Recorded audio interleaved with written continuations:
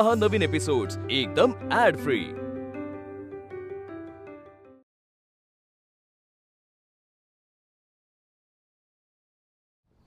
मालक, मी तिच्या जीवाची भीक मागतो मालक, तुमच्याकडे तिला काही करू नका।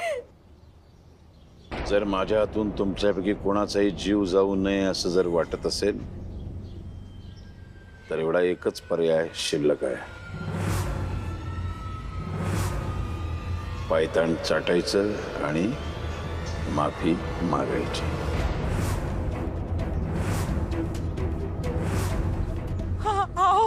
गप्पाच, सगळे गप्पाचा, कुणीच काही बोलणार नाहीये। मालक, मी तयार आहे, मी काय पण करील, पण मुक्ताला माफ करा, तिला काही करू नका। यामुळे तुला कळेल की तुझ्या कर्माची फळं तुझ्या घरच्यांना कशी भोगावी लागतात ते। तुझ्या पापाचं प्रायश्चित्त तुझ्या बापाला करावं लागतंय, माझे तळवे चाटून।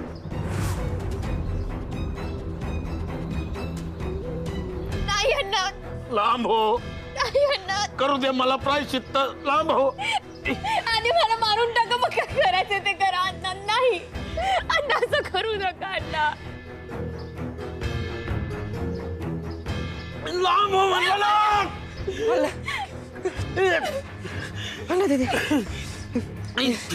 नको नको मला, नको मला। आता फक्त दोनच गोष्टी होणार, एक तर माझा इथं जीव जाईल, नाहीतर मी मालकांची तळव चाटीन।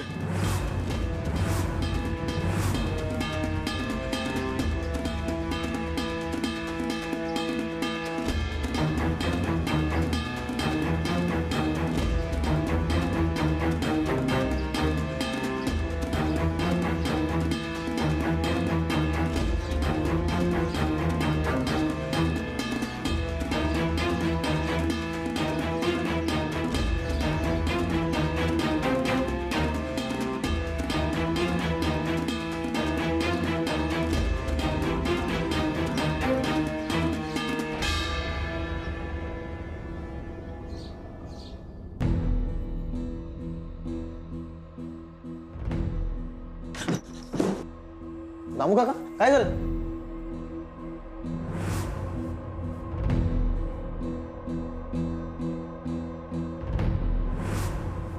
माझ्या पोरीला माफ करा मालक।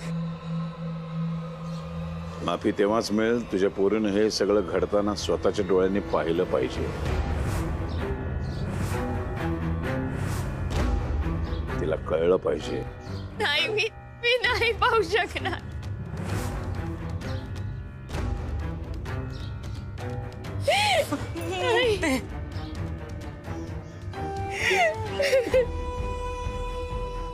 मुक्ते बाईच्या जातीला या परीक्षा नव्या नाहीत ग, मागावळ।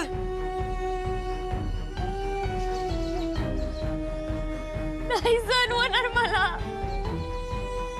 मुक्ते, तुझ्या बापाला जिवंत पाहायचं असेल तर मागावळ। मुक्ते, मागावळ।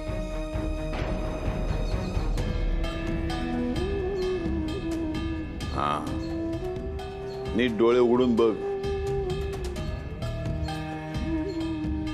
बघते रे ती। आता शांतपणे आत्माराम माझी चप्पल चाटू शकतो।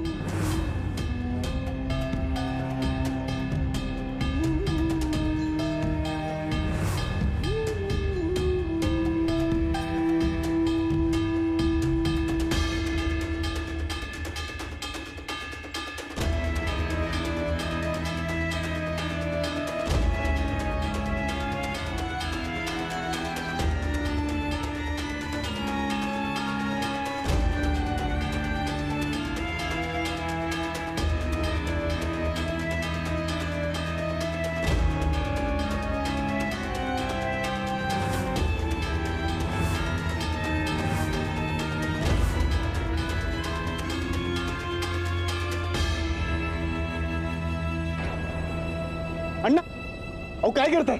उठा उठा अण्णा।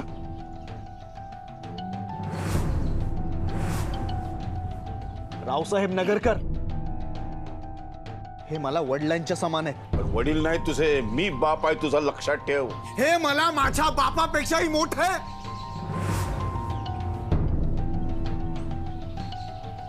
आणि त्यांच्याशी असं वागायची हिंमत कशी केली तुम्ही?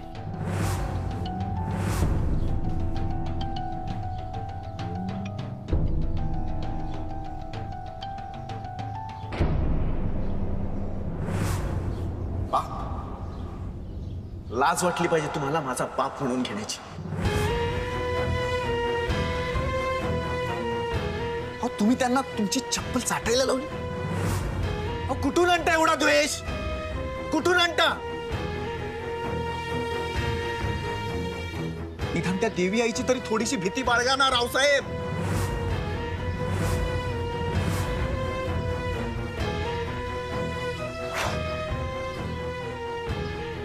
तुम्हाला कळतंय का तुम्ही कसं वागताय?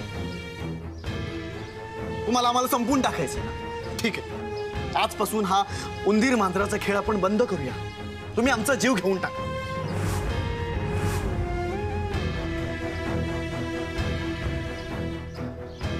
युवराज, आज जा रॉकेलचा डब्बा आणि माचीस घेऊन ये. आज मी स्वतःला झाडून घेतो.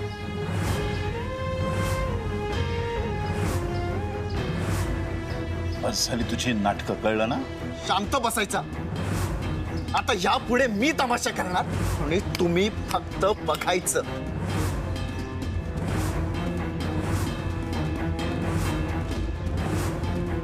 तू कोणासमोर बोलतोयस कळते का तुला? हा, समजतंय?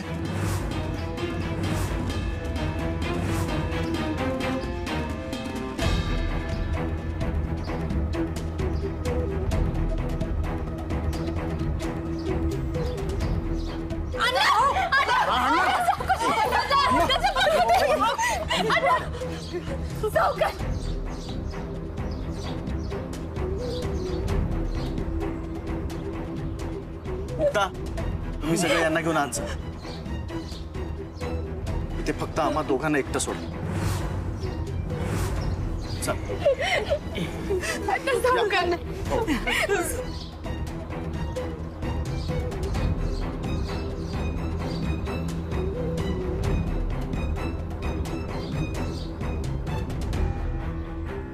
बाप काय असतो बघायचं?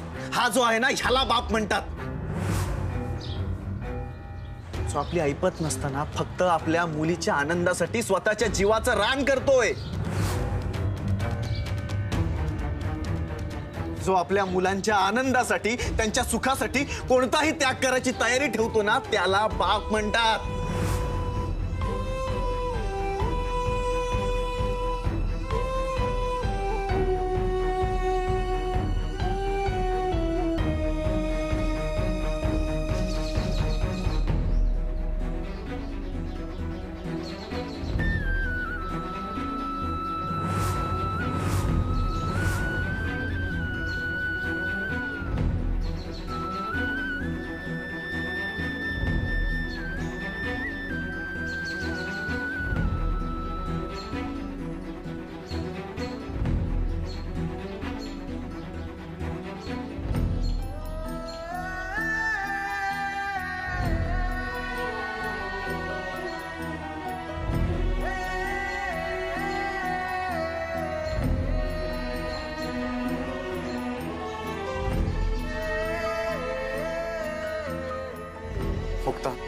ह्या फक्त बांगड्या नाहीये.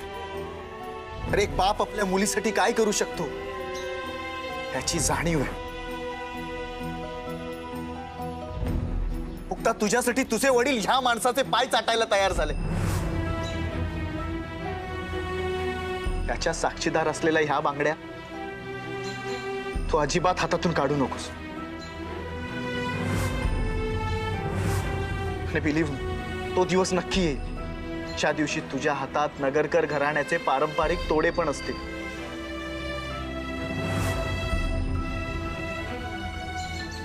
कारण त्या दिवशी समानतेचा विजय झालेला असेल. गरीब श्रीमंत, उच्च नीच ह्यातली दरी संपलेली असेल.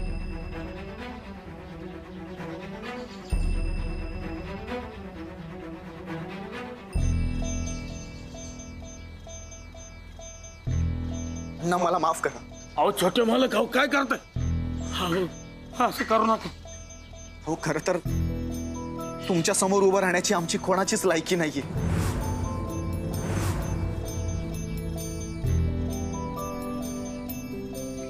तरी पण अण्णा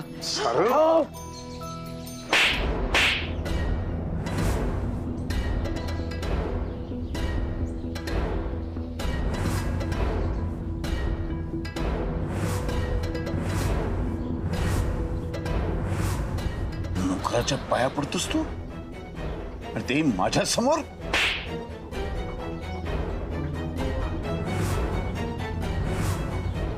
या सगळ्यांच्या समोर मला मान खाली घालायला लावतोस. अहो, तुम्ही हा मुक्त मारुतो यांना मला किती मारायचंय. थोडी मस्ती.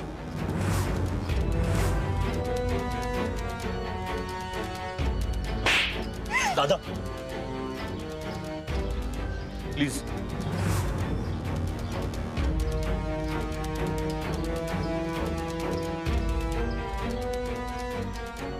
तुम्ही जोपर्यंत मुक्ताला माझी बायको म्हणून, या घराची सून म्हणून स्वीकारत नाहीत ना, तोपर्यंत मी तुम्हाला माझा बाप म्हणून स्वीकारणार नाही.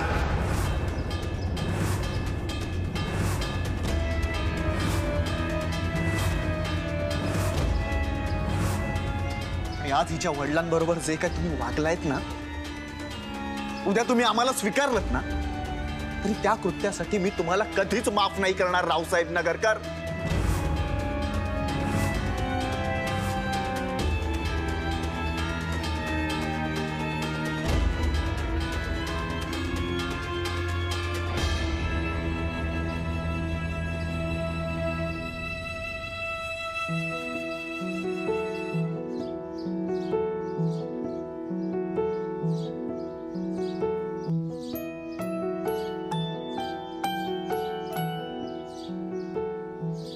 चला निघू.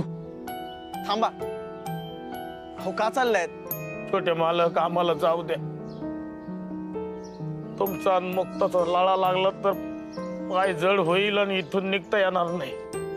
आधीच सगळ्या गोष्टी अवघड होऊन बसल्यात आमच्यासाठी, त्या आणखी अवघड करू नका. एकीकडे तुमच्या व आमचा जीव असला तरी दुसरीकडं मालकांच्या पायाशी इमानदारी आहे आमची. आज तुमच्या दोघांमुळं आमच्या सगळ्यांच्या समोर त्यांचा अपमान झाला. राहून राहून लय मोठा गुन्हा केल्यासारखं वाटायला लागलंय मला. मोठ्या मालकांच्या जीवाला चांगलीच ठेस लागली असन.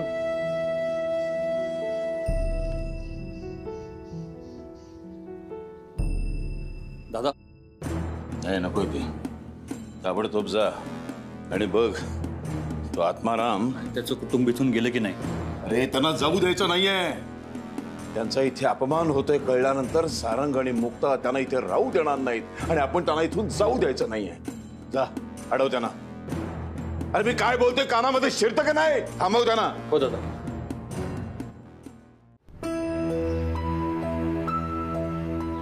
अण्णा हे बघा, तुम्हाला जायचं असेल तर मी तुम्हाला मुळीच अडवणार नाही, पण फक्त माझी अशी इच्छा आहे ना की तुम्ही असं इथे अपमानित होऊन नका जा. तुम्ही इथून आदरानं जावं इतकंच. जाऊ दे त्यांना. त्यांना आदर देण्याच्या नादात त्यांचा अजून अपमान होतोय. त्यांची आणखी बेइज्जती मी नाही बघू शकणार. अगं मुक्ता, नका थांबू. आधीच त्यांच्या अंगावर या बांगड्यांचं ओझं आहे. आज जो काही अपमान झालाय त्या सगळ्याला मीच जबाबदार आहे. मला माहीच लाज वाटते. माझ्या घरच्यांना धूट पण नाही देऊ शकत. ते जाताना त्यांच्याकडे बघायची हिंमत पण नाहीये माझ्याकडं. त्यांना इथे थांबवलं तर त्यांना मान सन्मान मिळेल याची खात्री देता का तुम्ही? फक्त वाईट वाटून नाही चालणार. अहो त्यासाठी काहीतरी करायला पाहिजे. पण रावसाहेब नगरकरांसमोर कोणाचं काय चालणार? पण मी मिळवून देणार. त्यांचा मान सन्मान मी मिळवून देणार.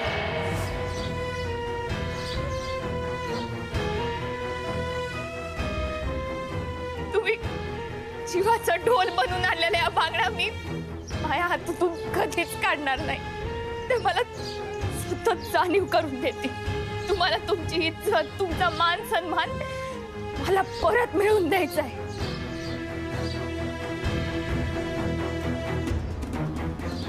तो दिस लवकरच आहे. जेव्हा नगरकर मला सून म्हणून स्वीकारते. आज जे काही घडलं त्याबद्दल एक दिवस त्यांना नक्की पश्चाताप होईल.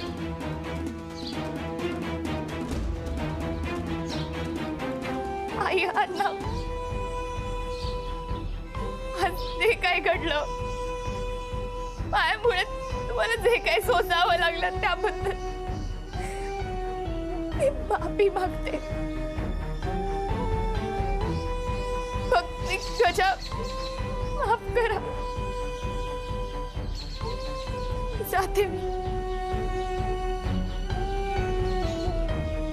मुक्ता,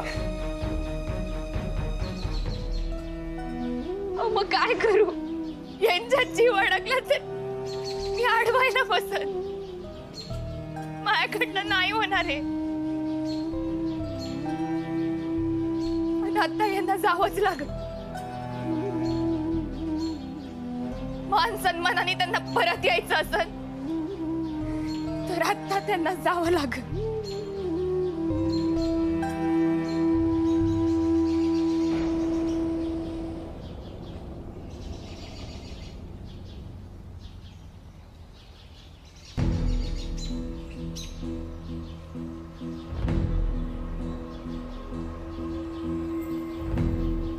यांना कसं थांबवावं? थांबवावं तर लागणारच.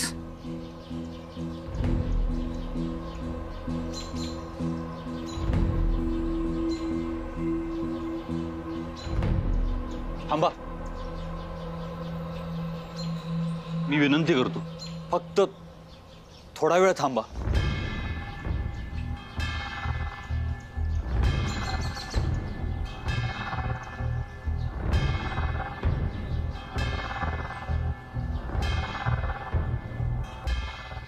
तू का थांबवतोस त्यांना? हे बघा, प्लीज मला माफ करा. म्हणजे मला चुकीचं नका समजू.